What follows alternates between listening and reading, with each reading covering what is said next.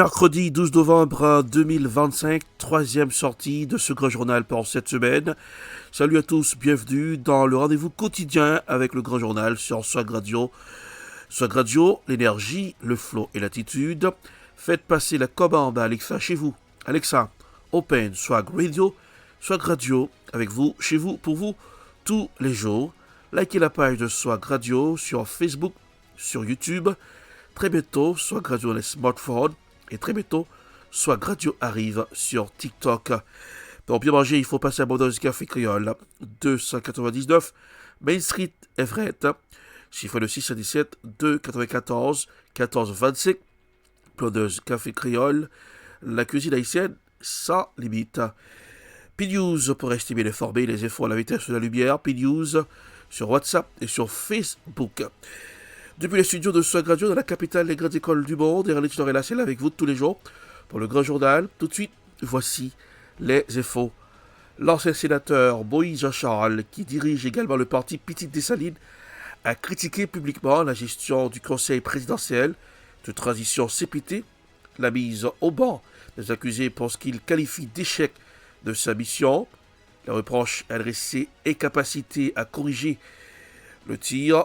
Moïse Jean-Charles a lancé un ultimatum en début janvier 2026, menaçant de dissoudre le CPT et de se tourner vers la Cour de cassation d'Haïti si celui-ci n'apportait pas les corrections nécessaires. Manque de résultats tangibles, il dénonce que le CPT, pourtant mandaté pour conduire la transition vers l'ordre constitutionnel et organiser les élections, reste impuissant face à l'insécurité, à la corruption et à la paralysie institutionnelle. Écoutons Moïse Jean-Charles au micro de la presse dans ce grand journal. Aujourd'hui, on a continué avec le mouvement. Et depuis le président Biden fait mon venir, nous prenons coup. Et qu'on y est, au lieu que nous-mêmes nous prenons route pour nous capables de garder ce qu'a fait là, nous observons et nous parlons de bonne activité dans le pays. Qui s'est passé? Pour ça qu'il a pas de résultat. Le gouvernement n'a pas de résultat. Nous sommes toujours dans l'insécurité.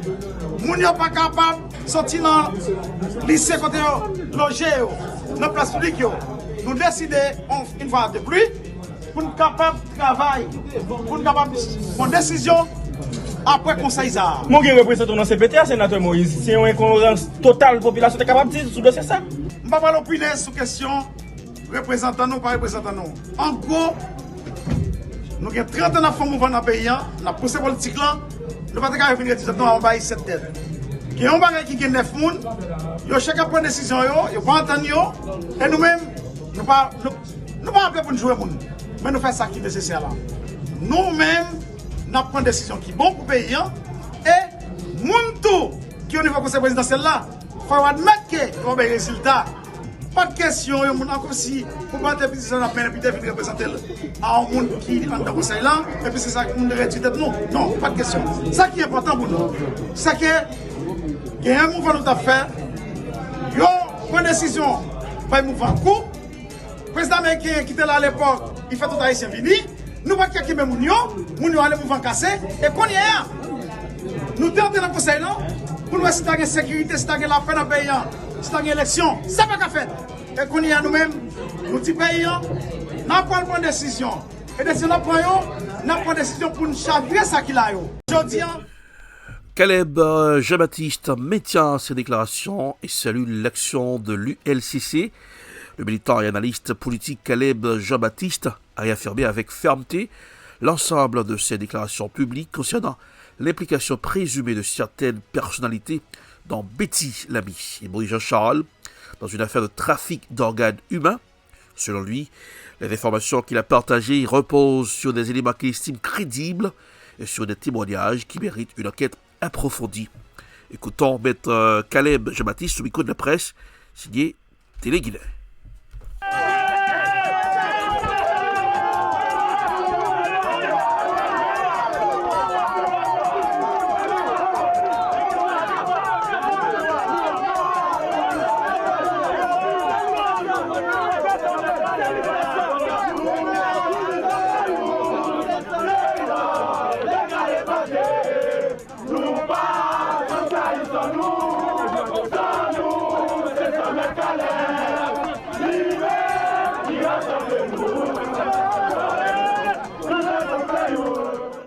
un premier pas qui fait dans le dossier trafic organe. Juge d'instruction, il convoqué ma chaîne organe. Je dis, moi saisi, ouais. Ma chaîne organe dit, c'est eux qui porter plainte. Mes amis, vous mettez qu'à la porter plainte, déjà, vous entendez. Parce que, je me demande qui ça va passer là. Je dis, dossier a avancé. Mais quand je vais parler, parti adverse là, il a annoncé qu'il était porté plainte contre le greffe cabinet d'instruction pour dénonciation calomnieuse. Tentative d'extorsion, il a dit que vous avez demandé Betty Lamy l'argent pour participer non. Sorti sous ça. Moun sa yo, t'attendez mettre Caleb Bande au corps, mais pas pression, t'as pressé Balil. Comme organe non, nous pas prendre là-bas nous cancer. Comment moun a fait du porter plainte pour dénonciation calomnieuse pendant que même porter plainte cabinet d'instruction. Doit sous science lié. Doit pas tout à bolo chora qui était cap chercher manger café. Faut être tout bien et faut qu'on comment faut qu'il pour ça. Et vous êtes savoir après que il y a avocat yon. Moi même je suis avocat grand A, et je suis expérimenté. Est-ce que convocation ça, il même pas dans l'autre dossier vu que c'est toujours même plainte ou même concerné. Ou t'es porté plainte 1er juillet 2025 là pour Betty Lamy, 2 juillet avocat Betty Lamy porté plainte contre vous et dossier à le cabinet d'instruction. Juge Benjamin Félix mais il recevoir un seul dossier. Donc est-ce que c'est parce que un seul dossier qui fait autant de monde ça? Non. Attendez. Nous gagnons 2 plaintes nous-mêmes contre Betty Lamy. Nous gagnons 1er juillet et nous gagnons l'autre 3 juillet. 1er juillet, Betty Lamy, c'est trafic organe et autres.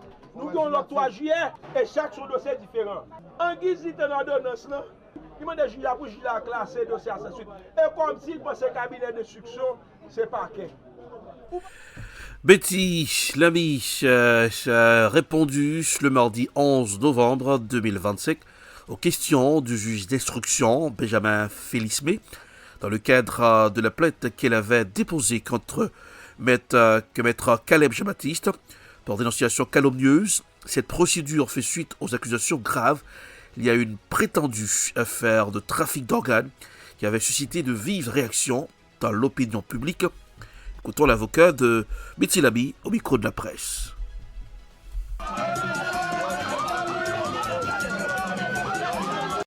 Plaignante Betty Lamy pour venir expliquer cadre plainte là, contexte plainte là, était déposé contre Caleb Jean-Baptiste et consorts pour tentative d'extorsion de fonds, dénonciation calomnieuse en association de malfaiteurs. Madame Betty Lamy est venue là, il répond à une question. Nous connaissons que le cabinet d'instruction est secret. Je ne vais pas arriver nous les teneurs de réponses, les teneurs des questions. Mais cependant, je vais dire nous, Madame Betty Lamy expliquer avec clarté comment le mécanisme qui aboutit à sa présence aujourd'hui dans le cabinet d'instruction. C'est-à-dire que tu as une tentative d'extorsion de fonds d'une valeur de $500 000 qui t'est demandé par des appels successifs de M. Caleb Jean-Baptiste.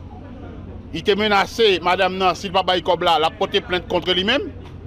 Effectivement, le 1er juillet, comme Dame n'a pas Kobla, le 1er juillet, il a porté plainte contre Madame Lamy pour un paquet d'infractions farfelues qu'elle dit que Madame Nan commet et que c'est impossible que Madame ça commette infraction ça, notamment trafic d'organes dans le pays. Moi, pas dit que pas de trafic d'organes, mais trafic d'organes nécessite tout un matériel, toute une logistique spécifique pour conditionner matière, corps, éléments humains à prélever, ont tout un processus pour nous conserver. Donc, il n'est pas capable de prouver éléments ça.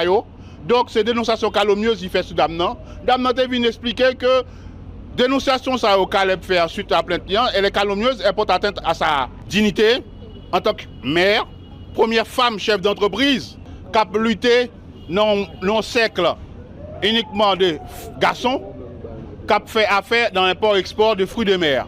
Donc, l'ité vient expliquer que plainte ça Caleb déposé à Fafeu lui ça, il n'a pas aucun fondement légal et il porte atteinte à sa dignité, à son intégrité et à sa réputation professionnelle. Et qu'en est-il de la présence du sénateur Moïse Jean-Charles? Le sénateur Moïse Jean-Charles, il était présent là en tant que soutien de Madame Betty Lamy. Il ne pas répondre aux questions du juge là. Et à partir de ce moment-là, il n'y a pas de lieu d'éterniser sous ça. Kounia, maître détournel. Plainte ça qui vient déposer là, est-ce que Betty Lamy à travers voix que ou même ou porter plainte là directement devant le juge Benjamin Félix, mais aussi non c'est une plainte qui était déjà portée au niveau de greffe cabinet d'instruction qui trouvait dans la 75. Plainte ça était déjà déposée dans le greffe du cabinet d'instruction depuis le 2-3 juillet suite à plainte qui est... Nous irons dans la commune de Delma en Haïti dans le but d'améliorer la coordination entre la police routière et l'Office d'assurance véhicule contre tiers OAVCT. Un nouveau bureau intégré vient d'être inauguré au sein du commissariat de Delma 33. Cette initiative vise à faciliter les démarches administratives des automobilistes et à renforcer la sécurité routière sur les axes les plus fréquentés de la région métropolitaine. Grâce à cette nouvelle structure, les conducteurs pourront désormais effectuer sur place plusieurs services liés à l'assurance, à la vérification des documents et à la régularisation des véhicules en infraction. Écoutons un extrait dans ce grand journal.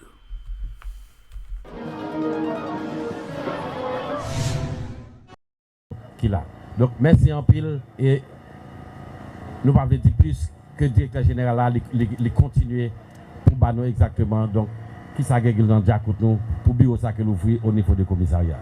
Mes chers collaborateurs, partenaires et citoyens, c'est avec une grande fierté et un profond sentiment d'accomplissement que nous inaugurons aujourd'hui le nouveau bureau de l'Office d'assurance des véhicules contre tiers ici au commissariat de Delma 33. Mesdames, Messieurs, notre pays traverse depuis plusieurs années une phase de détérioration socio-économique profonde et est confronté à une intensité à inaugurer bureau ça au niveau commune d'Elba dans minute là. Merci DG parce que vous avez pensé et dans un temps record ça m'a été vraiment étonné. Je regarde dynamisme tout monsieur OAVCT pour être capable de doter bureau ça au niveau commissariat d'Elma. Non, non, des CPR. Haïti, politique. Le climat politique en Haïti continue de se tendre. Le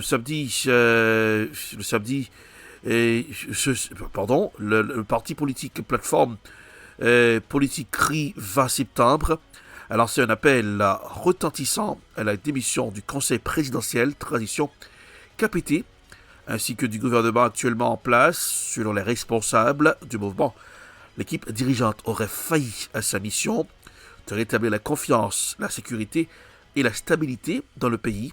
Dans une déclaration rendue publique, la plateforme a dénoncé la persistance de la crise multidimensionnelle que traverse la nation, la sécurité galopante, l'effondrement économique, la corruption, une absence de perspective claire pour des élections crédibles. Écoutons un extrait dans ce grand journal.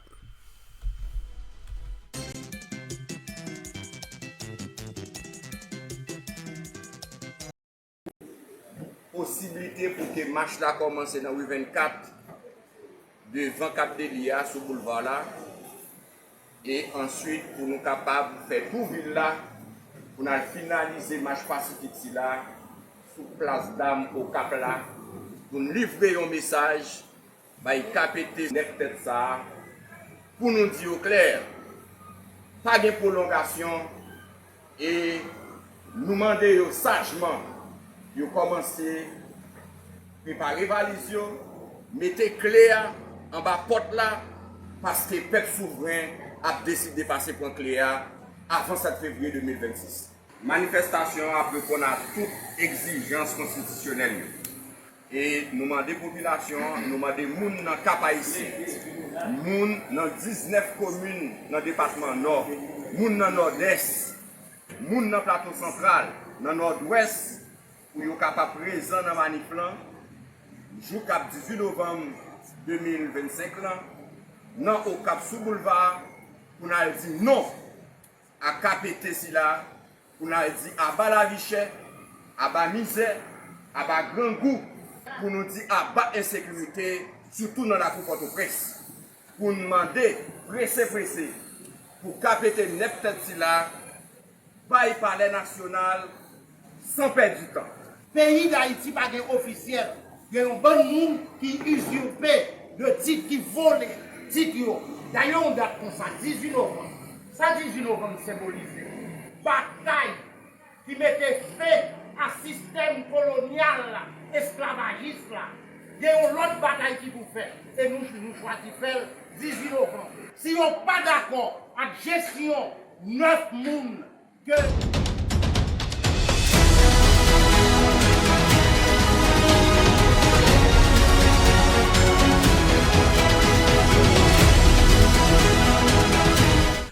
Vous suivez le Grand Journal sur Swag Radio avec Erlich Dorelas depuis les studios de Swag Radio dans la capitale des grandes écoles du monde, Boston, Massachusetts.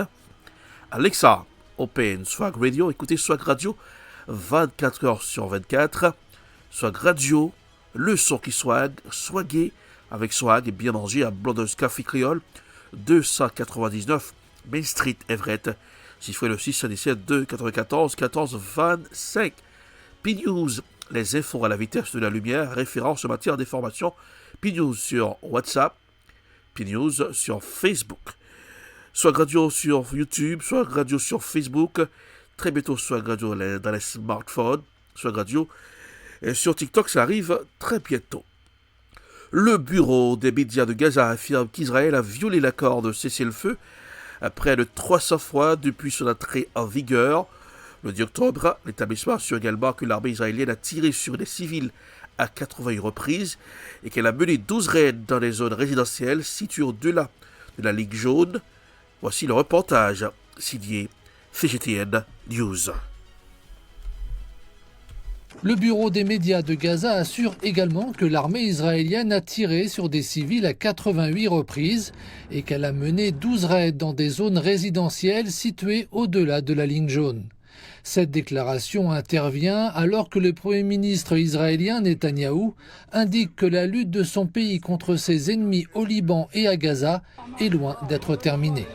Lors de sa rencontre avec le médiateur des États-Unis, Jared Kushner, M. Netanyahou a déclaré que l'État hébreu ferait respecter le cessez-le-feu à Gaza et au Liban d'une main de fer. Malgré ce cessez-le-feu, Gaza reste en situation de pénurie critique de nourriture et d'aide humanitaire, les habitants dépendant des soupes populaires locales pour survivre. Les tirs d'artillerie et les avions de combat ont cessé, mais la hausse constante du coût de la vie a toujours été l'arme la plus puissante d'Israël contre nous. Comme nous sommes presque tous au chômage et sans emploi, nous ne pouvons compter que sur les soupes populaires. Elles nous ont fourni de la nourriture pour toute cette journée. On ne peut obtenir de nourriture qu'à la soupe populaire. Il n'y a pas d'autre moyen. Tout est très cher sur le marché. Si les soupes populaires ferment, on n'aura plus aucun endroit où obtenir de la nourriture. Le bureau.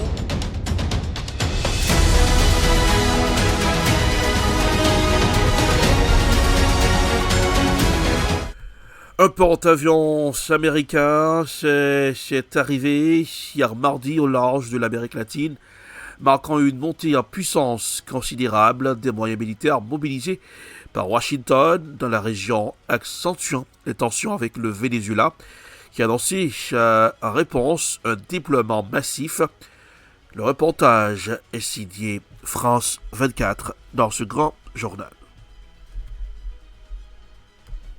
337 mètres de long, jusqu'à 4500 hommes à son bord. Le plus grand porte-avions du monde, le Gerald Ford, accompagné de 3 destroyers, croise au large de l'Amérique latine. Un navire militaire de taille pour renforcer la présence américaine dans la région et lutter contre le narcotrafic. Mais pour Caracas, le message est on ne peut plus clair. Il s'agit là d'une nouvelle menace de Washington face au régime vénézuélien. Si nous, en tant que République, en tant que peuple, devons prendre les armes pour défendre cet héritage sacré de nos libérateurs, nous sommes prêts à vaincre. En guise de réponse, l'armée vénézuélienne a d'ailleurs annoncé un déploiement massif dans tout le pays. 200 000 militaires mobilisés pour des exercices, comme en témoignent ces vidéos. Et la tension monte dans toute la région. Ce mardi, le président colombien Gustavo Petro a ordonné aux forces de sécurité de son pays de cesser de partager des renseignements avec les États-Unis tant que l'administration Trump n'arrêtera pas ses frappes dans les Caraïbes. Tous les services de renseignement des forces de l'ordre à tous les niveaux reçoivent l'ordre de suspendre toute communication et toute autre relation avec les agences de sécurité américaines. Cette mesure restera en vigueur tant que se poursuivront les attaques de missiles contre des bateaux dans les Caraïbes. Même le Royaume-Uni, pourtant proche allié des États-Unis, aurait selon CNN renoncé à partager avec Washington ces informations liées au narcotrafic dans la région. Depuis la fin du mois d'août, l'armée américaine a mené une vingtaine de frappes aériennes contre des embarcations présentées comme transportant de la drogue. Elles ont entraîné la mort d'au moins 76 personnes. Nous irons au Gabon. 20 ans de prison pour Sylvia Bongo et son fils Noureddine pour détournement jugé en leur absence. Ils ont été reconnus coupables de détournement de fonds publics, de corruption et de blanchiment d'argent. Le reportage est signé Africa News dans ce grand journal. 20 ans de prison ferme et 100 millions de francs CFA d'amende, c'est la peine prononcée par la Cour criminelle spécialisée de Libreville à l'encontre de l'ex-première dame du Gabon, Sylvia Bongo Ndiba, et de son fils aîné, Noureddine Bongo Valentin. Après 2 jours de procès tenus en leur absence, les 2 accusés ont été reconnus coupables d'un ensemble d'infractions, parmi lesquelles le détournement de fonds publics, le recel, l'usurpation de fonctions, la corruption active, le blanchiment de capitaux ou encore l'association de malfaiteurs. 10 anciens collaborateurs du clan Bongo, également arrêtés après le coup d'État d'août 2023, comparaissent encore devant la même juridiction. Ils sont poursuivis pour les mêmes chefs d'accusation. Sylvia Bongo et son fils, installés à Londres, ne se sont pas présentés à l'audience. Leur avocat dénonce un procès mené dans des conditions qui, selon eux, ne garantissent pas un jugement équitable. Une plainte avec constitution de partie civile avait été déposée en France en mai 2024 par Ali, Sylvia et Noureddine Bongo, qui possèdent la nationalité française. Nous allons retourner à Gaza. Il n'y a pas de véritable cessez-le-feu à Gaza, affirme la rapporteuse spéciale de l'ONU pour les territoires palestiniens, Francesca Albanese. Rapporteuse spéciale de l'ONU pour les droits de l'homme dans les territoires palestiniens, affirme qu'aucun document n'était l'affirmation d'Israël sur laquelle le Hamas vole de l'aide humanitaire à Gaza. Le reportage est signé Euronews. Pour Francesca Albanese, il n'y a pas de véritable cessez-le-feu à Gaza. Dans un entretien accordé à Euronews, la rapporteuse des Nations Unies pour les territoires palestiniens explique que la situation reste critique dans l'enclave. First of all, I would like to make sure that people understand that there is no real ceasefire because over 230 Palestinians have been killed since the so-called ceasefire. Second, yes, the distribution of aid has resumed, but it's absolutely inadequate. There are so many materials that are prohibited. There are about 170 trucks per day, while pre-October 7, 2023, it was 500 trucks per day.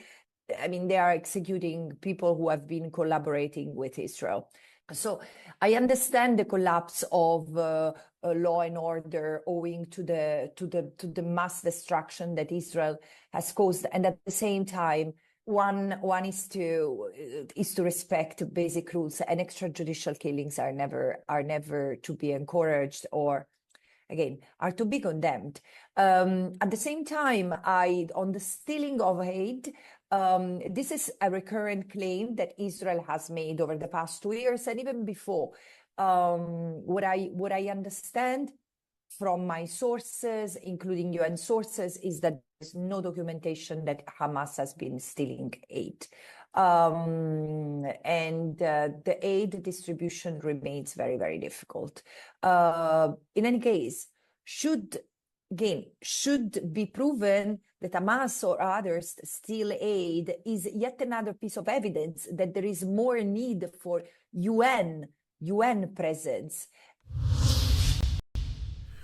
Dossier spécial dans ce grand journal, tentative des services ukrainiens et britanniques de détourner un avion de guerre russe MiG-31 Ce plan est détourné par le FSB.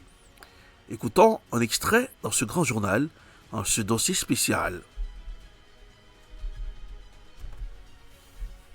Ce n'était pas une simple tentative de voler un avion militaire russe. Ce qui se préparait pouvait mettre le monde au bord d'une escalade majeure. Aurait pu si le FSB n'avait pas intercepté l'opération. La cible, l'équipage d'un avion de chasse MiG-31, l'un des appareils les plus redoutables de l'aviation russe. Un pilote et un navigateur. Les deux ont été approchés séparément. Dans le premier cas, c'est un employé de Bellingcat, un certain Sergei Lugovskoy, qui entre en scène, proposant d'acheter des informations anonymes, payées sur une carte bancaire personnelle.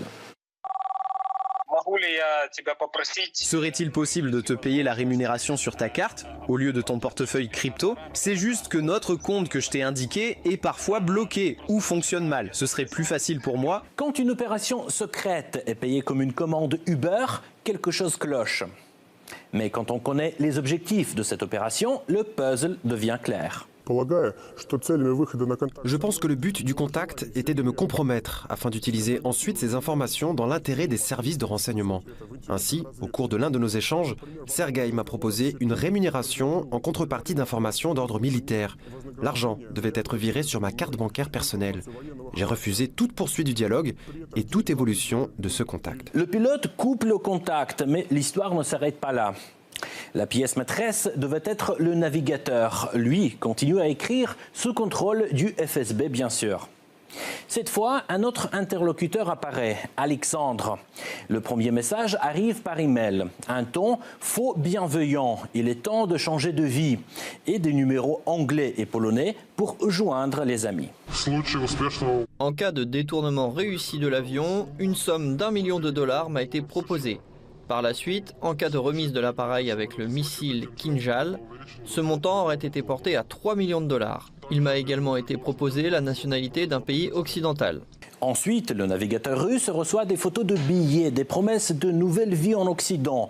Sauf qu'il y a un détail très important. Voler un MiG-31, ce n'est pas voler une Renault. Encore fallait-il le faire depuis le siège arrière. C'est là où siège le navigateur dans un MiG-31. Mais selon les instructeurs, tout était simple. Première étape, neutraliser le commandant. Ils voulaient que je mette une substance toxique sur le masque à oxygène du commandant ou que je brise la cloison en verre pour le neutraliser d'une manière ou d'une autre. Mais le navigateur ne sait pas forcément piloter un MiG. Il le dit clairement. Mais pas de problème, affirment les coordinateurs. Ils mettent dans le jeu un pilote de l'armée ukrainienne censé lui apprendre à atterrir par téléphone. Tu restes seul dans le cockpit. Ta sécurité en dépend. Tu dois au minimum faire atterrir cet avion. On peut tout apprendre à distance. Recruter un navigateur pour voler un MiG-31, c'est un peu comme embaucher un plombier pour faire de la neurochirurgie. Tout devient clair et net quand apparaît le plan de fuite. Le détournement de l'avion MiG-31 était prévu lors d'un vol au-dessus de la mer Noire. Lors de la planification de l'itinéraire, Alexandre a proposé d'effectuer une approche vers l'aérodrome situé dans la région d'Odessa, en passant par l'espace aérien roumain au-dessus de la ville de Constanta. Le scénario était le suivant. Un MiG-31 équipé de missiles Kinjal devait entrer dans l'espace aérien de l'OTAN, direction Roumanie, puis se poser à Odessa. Sauf que la vraie valeur n'était pas l'avion, ni même le navigateur. Le but, c'était la violation de l'espace aérien de l'OTAN, le casus belli. Peu après, on a obtenu des données confirmant les conclusions selon lesquelles le véritable objectif des services de renseignement britanniques et ukrainiens était une provocation, consistant à diriger un MiG-31 russe avec un missile Kinjal à son bord dans l'espace aérien d'un des pays européens de l'OTAN et à le faire détruire par la défense anti-aérienne du bloc. Selon leur plan, tout devait se dérouler au-dessus de la Roumanie, près de la ville de Constanta. Et même en supposant que le navigateur sache piloter, ce qui est déjà un compte, atterrir depuis le siège arrière est physiquement impossible. Effectuer un atterrissage depuis la place arrière n'est pas prévu par le manuel de vol. Donc, en cas d'urgence, le navigateur, pour sauver la vie des membres de l'équipage, doit actionner le système d'éjection. L'atterrissage est impossible car il conduirait inévitablement à une catastrophe. Et là, tout s'aligne. Un MiG russe armé pénètre agressivement dans l'espace aérien de l'Alliance. Les forces aériennes de l'OTAN réagissent par nécessité. L'avion est abattu. Et le lendemain, le monde se réveille dans une crise d'une autre dimension. Qui orchestre la manœuvre? Pour le FSB, aucun mystère. L'agent secret a pratiquement cessé de dissimuler ses liens avec la direction principale du renseignement ukrainien. Pour se donner de l'importance, il a prétendu que l'opération de détournement de l'avion était sous contrôle non seulement de hauts responsables ukrainiens, mais aussi de leurs parrains britanniques. Une provocation déguisée en simple tentative de vol. Le ministre russe des Affaires étrangères a commenté les révélations du FSB. Je ne sais pas comment les Britanniques vont se sortir de cette situation, bien que leur capacité à toujours s'en sortir indemne soit bien connue. La réponse n'a pas été seulement diplomatique. Dans la nuit du 9 au 10 novembre, les forces aérospatiales russes ont frappé le centre principal de renseignement radioélectronique ukrainien à Brovary, puis une base aérienne dans la région de Khmelnytsky, où sont stationnés les fameux F-16. L'opération ukraino-britannique a finalement échoué. Mais la question essentielle reste jusqu'où ces pays sont prêts à aller et à quel point le pire a été évité par quelques personnes qui ont gardé la tête froide.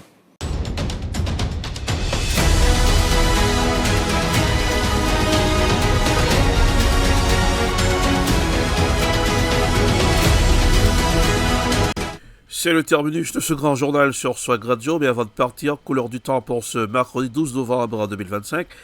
M'interview 35 à 37 degrés Fahrenheit, temps nuageux, quelques flocons possibles vers 10h du mat. Vers midi, après-midi jusqu'à 44 degrés Fahrenheit, au pic de 14h.